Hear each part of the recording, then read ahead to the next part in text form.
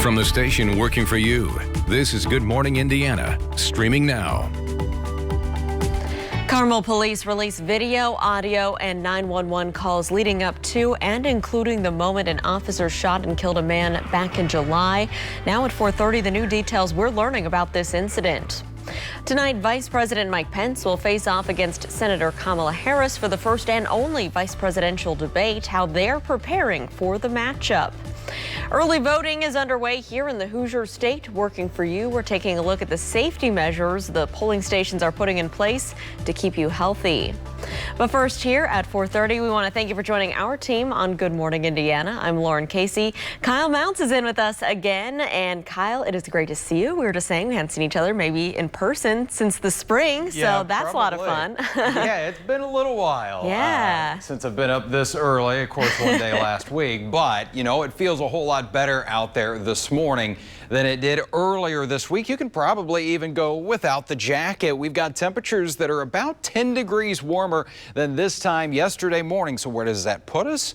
Well, we're in the 50s, even still holding on to around 60 degrees in Muncie. It's 55 right now in Indianapolis and 58 degrees for you in the Bloomington area. Want to show you the big picture on the satellite and radar. You can see there's some rain up across Michigan. That will stay well to our north here as we go throughout the Wednesday and the middle of your week here. So lots of sunshine for us. There's our average high in the upper 60s. We're going to be making it around 80 degrees through the afternoon as we will have those wind gusts around 25 miles per hour. So a little breezy, Lauren. All right, Kyle, thank you so much. Let's take a look at traffic as you're heading out on the roads this morning. Here's a live look at I-465 and West 56th Street up there on the northwest side. You can see right here from our view that traffic is traveling up to speed. We do have a report that we have some scheduled road construction in 3 lanes as you're traveling southbound between I-65 and 38th Street. It doesn't look like we have any restrictions from this view here on our camera, but just be aware of that as you're heading out on the roads this morning. He's got a gun. Okay, Sam. Emergency number 911.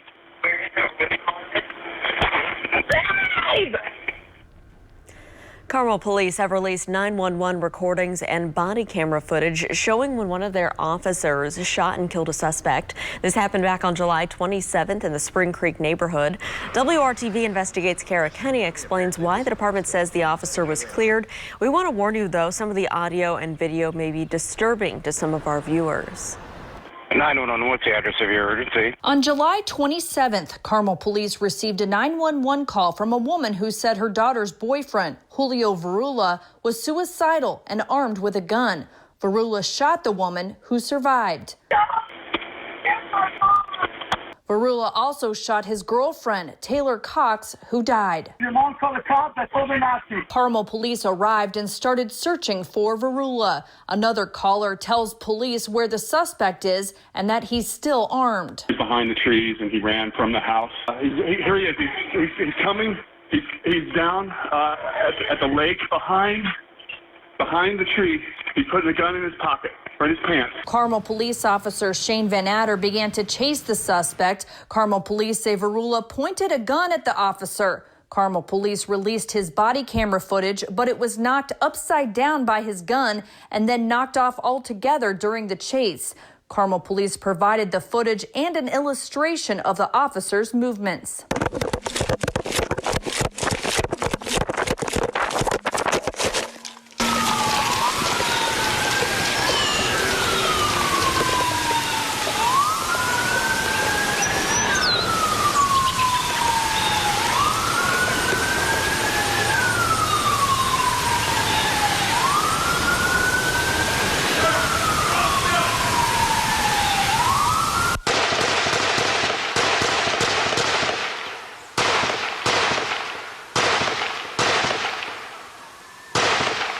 Officers found a loaded handgun at the scene and the suspect declared dead. Officer Shane Van Adder was cleared in both a criminal and internal investigation. Working for you, Kara Kenny, WRTV. Kara, thank you. WRTV Investigates is also asking more questions about Carmel Police Department's body camera system, including the brand and the type of body cameras they were using that fell off during that chase. The agency says it's looking into a more robust mounting system. At 4:34 this morning, investigators in southwestern Indiana are looking into the cause of a deadly plane crash. This happened around 8:30 Tuesday morning in Mount Vernon. Posey County Sheriff Tom Latham says that 2 of the men were killed when the ultralight plane they were in crashed. The victims were identified as 75-year-old William Rowland of California and 57-year-old Michael Schlittman of Colorado. The autopsy is scheduled for this morning, and the sheriff's office is working with the FFA and the NTSB on this investigation. Let's turn now to the ongoing pandemic and the impact it's having on Hoosier lives. State health officials report a big spike in the number of coronavirus deaths. 30 additional people have died with the coronavirus. That's the highest number of new COVID-19 deaths since June 6, when the state confirmed 32 deaths. So far, 3,484 Hoosiers have died with COVID-19. State health officials also confirmed 990 new cases of COVID-19. That brings the total number of confirmed coronavirus cases to 126,946. We expect an update from state health officials later this afternoon. We're also keeping a close eye on the state's hospital resources as the flu season gets underway. Health officials have voiced concerns about a possible twindemic with the influenza cases and COVID-19. Right now, we remain in good shape with more than 80% of the ventilators still available. Just over 3.5% are being used by COVID patients. Around 36% of the state's ICU beds remain available. Just under 15% are being used by COVID patients. Well, if you are in need of a flu shot, the Marion County Public Health Department is offering a walk-in clinic today, and here's what you need to know. It runs from 9 to noon at Old Bethel Church on East 21st Street. That's on the far east side of Indianapolis. Flu shots through the health department are $20. Children younger than 2 years old get vaccinated for free. Medicare and Medicaid are accepted. The time right now is 4:36. We're now 27 days away from the 2020 general election. Tonight, Vice President Mike Pence will face off against Senator Kamala Harris. It will be their first and only debate. This morning, we're getting some insight on how the two are preparing for tonight's big matchup. Senator Harris shared some of her strategy on Hillary Clinton's podcast, while Pence briefly spoke to reporters after arriving in Salt Lake City. I guess the biggest thing, just to be candid with you, is to be prepared for what is, I think, very likely to be a series of untruths. We're looking very much forward to the vice presidential debate. The stakes in this election have never been higher. Tonight's debate will include some last-minute safety changes in light of President Trump's COVID diagnosis and the outbreak linked to the White House. The candidates will now be seated at least 12 feet apart, and the Commission of Presidential Debates is honoring Harris's request for plexiglass. You can watch the vice presidential debate tonight right here on WRTV. The coverage starts at 8 o'clock. As we inch closer to the November 3rd election, we are highlighting some of the key races that you will decide in Indiana. That includes the 5th Congressional District seat that's open. That district covers parts of Marion County, Hamilton County, parts of Boone County, Madison, Tipton, Grant, and Blackford counties. We sat down with Democratic nominee Christina Hale, who's running for the seat. Hale is a former member of the Indiana House of Representatives. She also worked for the State Department of Commerce and eventually Kiwanis International. She says she's running for Congress because we need problem solvers in Washington and people who can reach across the aisle to get things done. Every single bill I've ever worked on and passed had a Republican partner working with me. You can see our full interview with Christina Hale online at WRTV.com. And tonight on the news at 6, we take a closer look at the Libertarian nominee Ken Tucker's campaign. Also on the ballot for Indiana's 5th Congressional District is Republican Victoria Spartz. Early voting is underway right now in Indiana. This year, voting in person looks a little different due to the pandemic. We went inside the City County building to show you what's being done to help keep you safe. There are clear dividers between the poll workers and voters. Poll workers will go around to wipe off the voting machines after every use. Every voter must wear a mask. However, when you're in line, there's no markers showing you where to stand. So it's up to you and the people around you to make sure there's social distancing in line. If you cannot vote in person, you need to take part in the absentee voting by mail. You need to file that application for a ballot immediately. The deadline to turn in your ballot application is October 22nd. As long as your ballot is postmarked on or before Election Day, November 3rd, and received in the election office by your county by November 13th, your absentee ballot will be counted. We do have a complete guide to the November general election up on our website at WRTV.com. It includes all the dates you need to know. That's at WRTV.com/vote in 2020. The time right now is 4:39. A big honor for an NBA star and Indy native George Hill. He was named the recipient of the End of Season NBA Cares Community Assist Award. That award recognizes a player's commitment to positively impact their communities.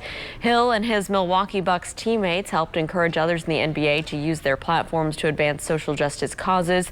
Hill and the Bucks elected not to play during their first-round playoff game following several high-profile police shootings of black people. Hill also partnered with community leaders right here in Indianapolis to open the Him by Her School for the Arts on the East Side this year. And the Colts still planning to hold their Halloween celebration for kids with some COVID safety changes.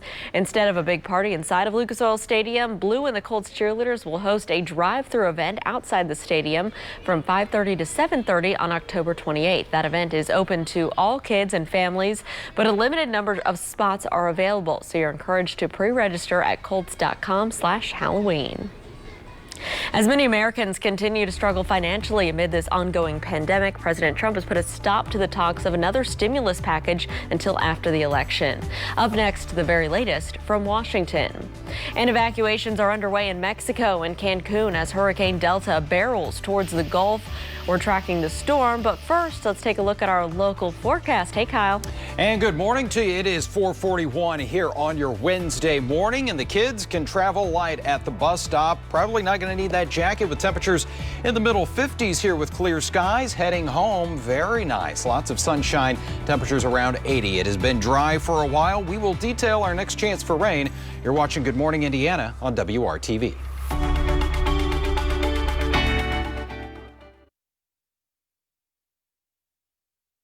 Welcome back. President Donald Trump has slammed the brakes on stimulus talks. This as American households are struggling from the impact of the pandemic. Just one day after leaving the hospital after being treated for the coronavirus, the president blasted House Speaker Nancy Pelosi on Twitter, saying he has, quote, instructed my representatives to stop negotiating until after the election. The announcement rocked Wall Street, causing both the Dow and the S&P to tumble. And this morning, there are concerns from the airline and restaurant industries as prospects of more furloughs and layoffs may come if the U.S. can't get the pandemic under control. One such risk is that COVID-19 cases might again rise to levels that more significantly limit economic activity, not to mention the tragic effects on lives and well-being. In response to the president's announcement, Democratic presidential candidate Joe Biden issued a statement saying the decision to cut off stimulus talks means, quote, there will be no help from Washington for the foreseeable future. Well, if your family is struggling financially during this pandemic, WRTV is here to help. Through our Hiring Hoosiers initiative, we're finding new employment opportunities for you. Second Helpings here in Indianapolis is looking for someone to be their manager of volunteer services. You would recruit, screen, select, and provide volunteer orientation. Second Helpings works to address hunger and poverty here in central Indiana by rescuing prepared food that would otherwise get thrown away. The organization also runs a culinary job training program. Bell Techlogics out in Plainfield needs a repair technician. You would be responsible for repairing printers, scanners, and many other computer-related items. T-Rex Expedited Delivery is hiring for a delivery driver. You'll be delivering out of the Amazon facility in Greenwood. Pay is $15.25 an hour. You can learn more about all these open positions right now by visiting our job board at hiringhoosiers.com. Back in Washington now, another member of President Trump's team has tested positive for the coronavirus. Senior advisor Stephen Miller is the latest person in the White House to contract COVID-19. Miller announced on Tuesday that he had been self-isolating and working remotely for the past 5 days and tested negative each day. But after the positive test, he went into quarantine. At least 10 other people in the White House have tested positive in recent days. Along with President Trump and First Lady Melania Trump, the list includes presidential counselor Hope Hicks, Press Secretary Kayleigh McEnany, and 4 other press aides. Well, 2 men are being accused of taking part in the ISIS group known as the Beatles. They're expected to be charged and transferred from Iraq to the U.S. The man allegedly helped torment and execute Western journalists and humanitarian aid workers, including Indiana native Abdul Rahman Peter Kasig in Syria 6 years ago. Their expected transfer comes more than 2 years after negotiations between the UK and the U.S. governments. The deadlock finally ended when Attorney General William Barr promised to take the death penalty off the table. It's not immediately clear what specific charges those men will face. Let's go to California now, where the August complex fire is now the largest in state history, and it's earned a special designation of a gigafire. A gigafire is one that burns more than 1 million acres. The August complex is California's first in this category. The term gigafire is the next step above what experts call a megafire, which burns more than 100,000 acres. But the August complex fire is not the first gigafire in the U.S. Previous fires in Alaska, Montana, and Idaho have also scorched more than 1 million acres. The world saw another gigafire out in Australia, where 1.5 million acres burned earlier this year. At 4:48 this morning, tourists and residents are being evacuated from Mexico and Cancun as Hurricane Delta makes its way towards the Yucatan Peninsula. The storm is the second strongest in the year in the Atlantic Basin, with winds estimated to be at 120 miles per hour. It's expected to make landfall within the next few hours. According to the National Hurricane Center, from there it could turn towards the U.S. Gulf Coast.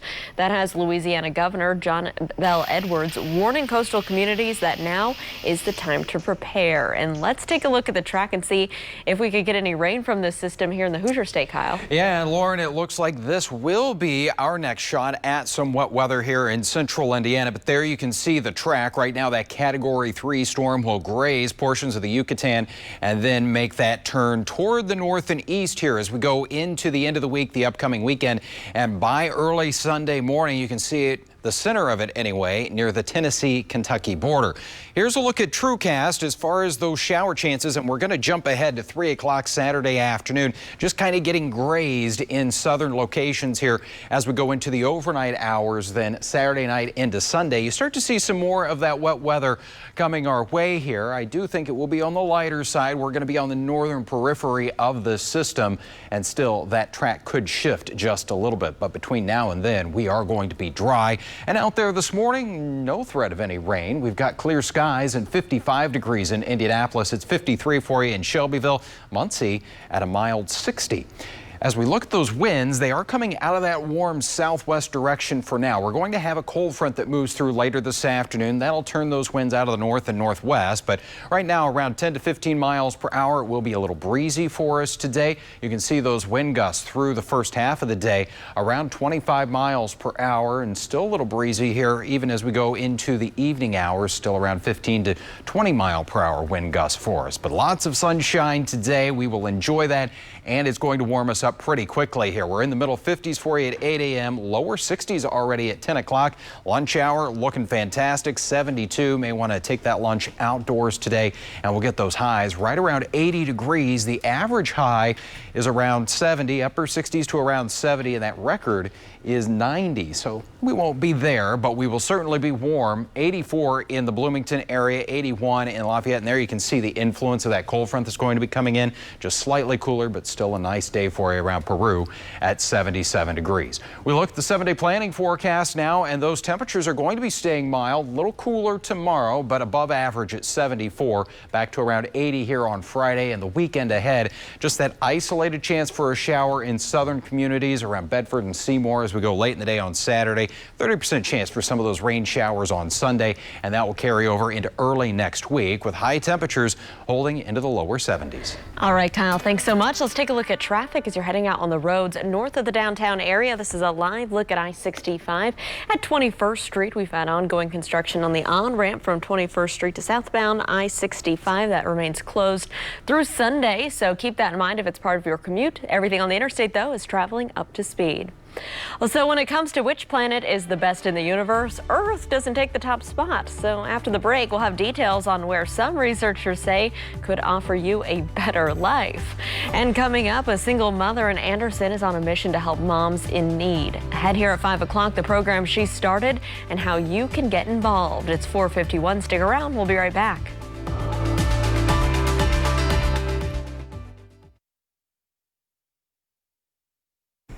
Well, put away your "we're number one" flags. Researchers say when it comes to the rest of the universe, Earth is not necessarily the best planet. What? So according to a new study, scientists have found 24 planets outside of the solar system that may be better for life. They have labeled those planets super habitable. Some of the planets are older, a little larger, slightly warmer than the Earth. Some orbit stars that change slowly and have longer lifespans than our sun. Researchers say because of those conditions, life could thrive more easily on those planets. The 24 top contenders for super habitable planets are located more than 100 light years away. Well, back here at home, Kyle, in the Hoosier State, it's warming up a little bit today, right? Yeah, our temperatures are going to be warm. I think that trip would be a little more than a weekend getaway. Right. And, take a little planning, but hey, stick around here. We got some beautiful weather. We got temperatures that are going to be at or above average here for the next several days. And as we focus in on your upcoming weekend, making those plans, Saturday looking pretty good at 77. I do think we'll have some scattered showers around the area on Sunday and a high temperature in the lower 70s. So if you do want to head out and check out some of that fall color, we are enjoying the patchy color here in central Indiana as things are starting to get a little more fall-like. Stay with us. We got much more coming your way here on Good Morning Indiana.